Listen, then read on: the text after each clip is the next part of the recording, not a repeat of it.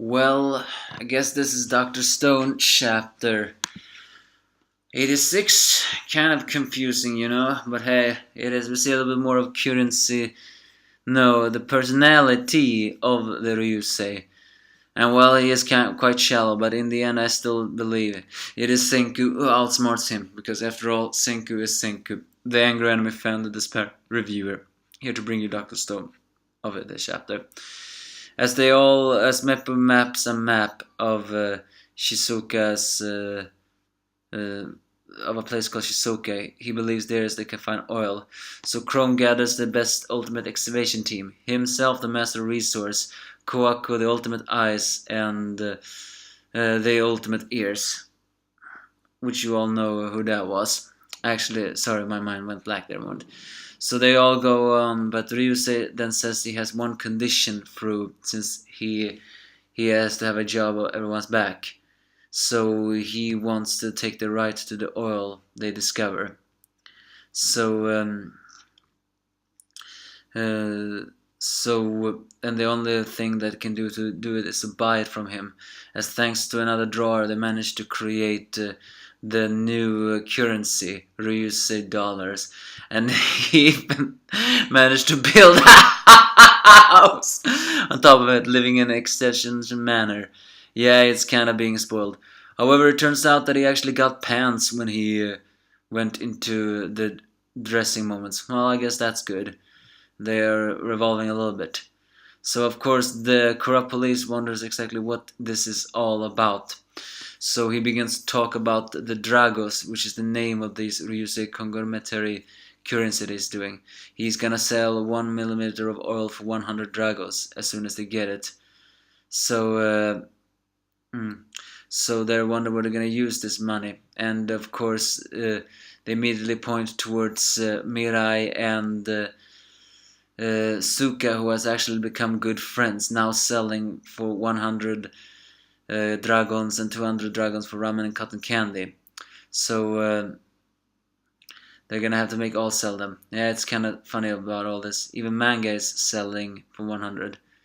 So of course the reporter is still worried, but Senku is not, because currency is also another fun way to discover of science, as a way to bring people's strength together. Since he is gonna make it, then I'll just help myself full use of it. So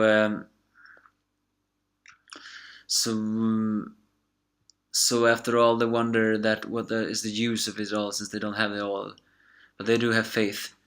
Elsewhere, the ultimate excavation team does find a site where they may have something, but it looks pretty, but it's full of huge waterfalls similar to Niagara Falls, which does not exist in Shizuka, and it's during until after they actually see tallest mountain of their moments, and actually realizes something. They see Mount Fuji in this place, and they actually realize that Mount Fuji is, after all,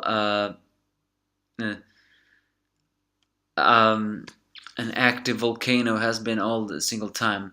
So they just forgot that so many centuries has passed, because when Mount Fuji's eruption has happened before. Actually, I begin to wonder, in real life, does people live near Mount Fuji? Because it's very possible that volcano is active. So according to Senku, the reason why this landscape has changed so much is because they spent 3,700 years in stone. The volcanoes must certainly erupted by them, so they're gonna have the new map. So they're gonna have to do enough and find something new. Also, the excavation team is actually inside the old village when they're waiting for that. As Suka looks up, she actually sees the birds and wonders that if they could just see from the top of it all, maybe they can see anything else. And Senku gets a good idea as he gathers hemp and decides to use his devilish strategy again. And there is where they will use the ultimate news of dragon currency. Because if they don't work them bones to collecting the hemp, then they will never get imported oil in the first place.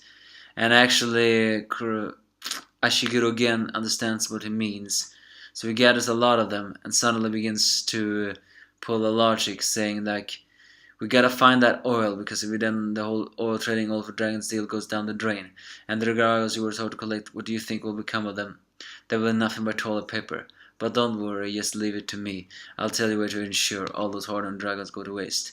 So they decide to gather the hemp in order for them to make full use of the Dragos, which is in a way manipulating them into working very hard because they're driven by money. And even Ryusei considers Senku more twisted than him.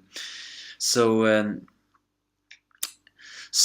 with all this hemp, they decides that they're gonna use Suka's idea to build something else so they can watch over the place and then make a map out of this. Yes, it turns out that Senku and team are now gonna make a hot air balloon in search for science treasure. The excavation force is taken to the skies. Yes, things just get a little more interesting. So well, that's also a nice thing of motivating people to work for them all. It's very similar to how the money stock is always collapsing. So all this is just a setup chapter. Pretty nice to see the Ultimate Excavation team being these guys. I mean, it makes sense of it all. Ultimate ears and ultimate eyes. That way they can see it. Also, for the first time we actually see the changes in Japan ever since the 3,000 years has passed. And Suka and Mirai have become good friends. That is kind of adorable, really. Although it's not exactly known if Mirai is older than Suka, but I actually think she is. She's just happy to have a fellow girl working with him. And Senku, well, he sees all this as just manipulation of it all. But Ryusei, yeah, you are a sneaky bastard. Other than that, not much to say about this chapter, but you can give me your thoughts if you have any.